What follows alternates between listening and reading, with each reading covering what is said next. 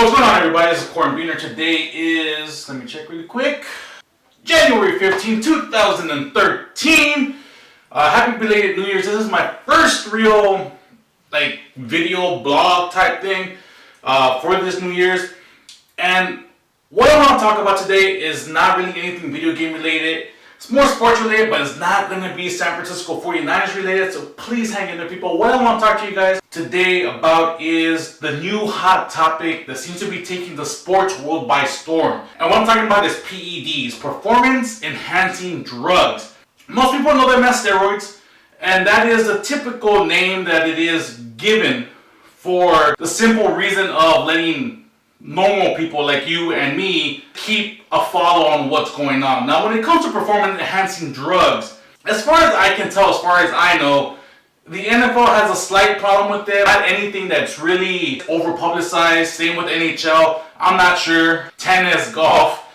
You don't hear it in these sports. The two main sports that this topic seems to really generate a lot around is one, baseball, and two, cycling. And let me cover the baseball aspect of it first. Now, this year, there were 3 people, believe maybe even 4 people, who were first-time ballot entries to be enshrined in the Baseball Hall of Fame. Barry Bonds, Roger Clemens, Sammy Sosa, and I believe Mark McGwire. Don't quote me on that, I'm not too sure, but those are the 4 that were, I guess, like the big names on the ballot this year. And they were not put into the Hall of Fame. Why? Because they have been accused of using steroids during their careers. Now, when it comes to the aspect of steroids in baseball, look, cheating is cheating.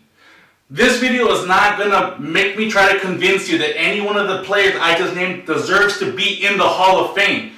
But the reason why I want to make this video is because sports, especially organizations like the MLB, Major League Baseball, are such hypocrites. Look, everybody knew that when Mark McGwire was hitting home runs, he was on steroids. Everybody. There is no way that a man gains like 40 pounds of pure muscle when he started playing in the 80s and never hit more than about 45 home runs in his whole career. Now when he's in the tail end of his career, the dude's hitting 62 plus consecutively. And he's 40 pounds, muscle size bigger. Same thing with Sammy Sosa, same thing with Barry Bonds. I believe he never hit past 40 in his career. But let it get to the tail end, all of a sudden he's a lot more yoked up, and this dude is hitting 70. Now when it comes to all this, and what it really comes down to is baseball and the writers, because this falls in much part of the writers and everything. If you are not going to crucify the players, cover your ears, people, call their bullshit when they're hitting the home runs, because all of a sudden the sport you cover all of a sudden becomes so much bigger. It makes everybody buy a newspaper, buy a magazine, watch your sports center to watch the highlights of these players. If Major League Baseball is not going to do anything when a certain player or a certain group of players are out there, selling out stadiums for the chance to catch one of the record-hitting home runs. If you're not going to say nothing during those periods of time, don't say nothing at all. Don't start trying to clean the name of baseball after the fact that you have made the money that you made. And what I hate is when the writers and the sport itself kept their mouths shut. There was nothing wrong with the sport. But now that these players are out, they're aged, their purpose has been served as far as selling out stadiums and selling magazines and newspapers and making you tune in to SportsCenter to watch the highlights. All of a sudden we have to crucify these people and make them seem the enemies for the cheaters that they were and not are, because you can't be a cheater when you're out of the sport. But now we have to crucify them and damn them because their purpose of making money has been served. That is bullshit. If you are going to condemn people and damn them and make them appear so fraudulent, do it when they're breaking the records. Do it when they're selling your magazines, when they're selling your newspapers, when we're tuning into SportsCenter to watch them hit home runs. Do it then. Don't do it now. Now serves no purpose. What's the point now? All you're doing is causing a big ruckus over nothing. And the reason why I'm picking on the writers as well is because the writers are the ones that vote for people to be enshrined into the Hall of Fame. And as it was, nobody got voted into the Hall of Fame this year. Nobody was worthy of a first ballot. Get the hell off of your high horse. If you are going to damn them, and then make this an acceptable part of what baseball was during this time period, just start. Don't try to control tradition, and we have to keep this sacred. No. Damn them when you're going to damn them. Damn them when they're selling your newspapers. Damn them when they're breaking in the ratings for your broadcast. Damn them then. Don't damn them now. Your chance to make everything right is already done. You could have made it right when these guys were hitting home runs. You chose not to. That is your fault. Don't do it now, because now it's just plain wrong, and now it's just straight out petty. And that was my part of baseball. Now the new revelation of this is, and it's going to follow the same type of tone that I have with baseball, is cycling. I'm not a big cycling fan. The sport to me is a sport. It's a wonderful sport. It's a great sport. I don't follow it.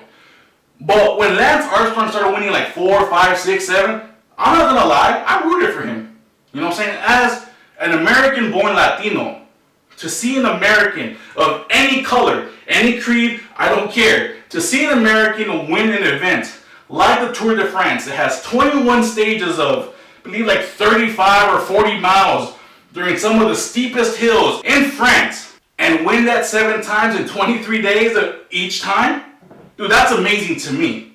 I respect the sport. Now, when Lance Armstrong was doing this 7 times in a row, Nike was involved, the U.S. Postal Service was involved. Everybody's like, oh, live strong, we got to wear the bracelets, we got to... And now it comes out that people who cheated and got caught, well, Lance Armstrong was doing it too, and he won 7 times, and nobody said anything. Look, everybody knew. If he got snitched out, then somebody knew when he was doing it. They kept it quiet. Why? Because the man survived cancer that was invading every orifice of his body. And they wanted to sell tickets. They wanted to bring cycling mainstream. Lance Armstrong, for those 7 years, mainly just from 4 to 7, was making cycling somewhat relevant in the United States. It was a pop culture phenomenon for those 3 years. Everybody was living strong. Everybody was like, oh my God, this guy survived cancer. And for that part, I'm not going to fault him. He survived cancer. He survived cancer over like 70% of his body. That to me is miraculous. And he won 7 Tour de France. Whether he cheated or not, look, dude, I don't care. From what I understand from cycling, everybody in cycling cheats. You either get caught or you don't. And he never got caught. He got snitched out by some bitch ass, bougie ass fools who got mad that they got caught when they won and snitched him out. And the same thing that happened in baseball is happening right now in cycling. Now that he has served his purpose, he's raised the money for cancer. You can't use his name for anything. Now that, I guess the pop culture phenomenon of cycling is done, now you want to condemn him. Now you want to do this, now you want to do that. No, you can't do that. It's not retroactive. There is no cleaning it up. It happened, get over it. Stripping him of his titles does nothing. What is it supposed to do? Like the 7 years never happened? They happened. Whether you make it official or not, he won the Tour de France 7 times. Doesn't matter if it's in the record books or not. People are going to remember. People are going to know. There's going to be some asterisk and some book that says Tour de France winners. And then it's going to stop. And have a 7 grace. And people are going to go, well, what does that 7 grace mean? Asterisk, Lance Armstrong, disqualified. People are always going to know that he won 7, whether he cheated or not.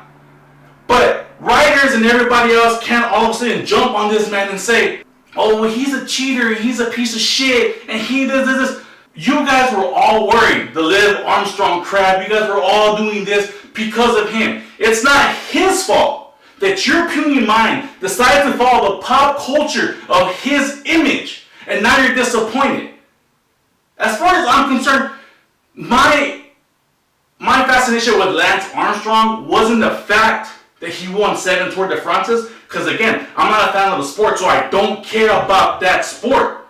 My fascination with Lance Armstrong was this man survived cancer that invaded 70% of his body. Now, drugged up or not, he never got caught, officially never got caught using steroids, performance enhancing drugs, whatever the hell you want to call them. Officially, he never got caught. But the fact that he came back from cancer and won it 7 times, drug infused or not, to me, that was the amazing part. I never bought that stupid yellow band, because to me, that's all pop culture shit. If you're gonna like the man, then like the man. Don't start buying all this crap and say, oh, I support. You really want to support something?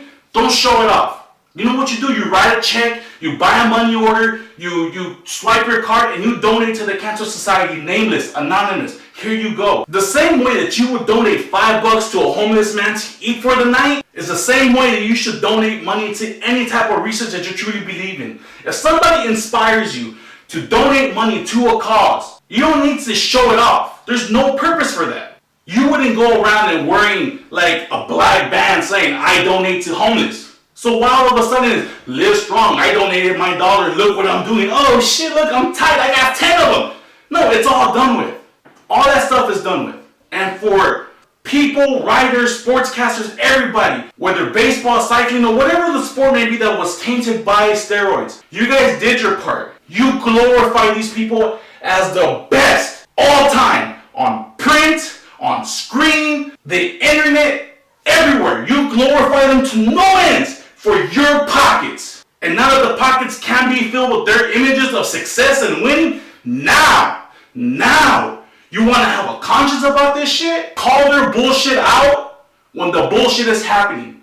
Don't wait years after. After the purpose is served, don't wait for that. If you want to gain the respect of the people who you're selling your crap to, when you're putting the images out there, do it when it's going on, not years later. And that's it, everybody. Hope you guys have a happy Tuesday, and I'll see you guys next time. Bye.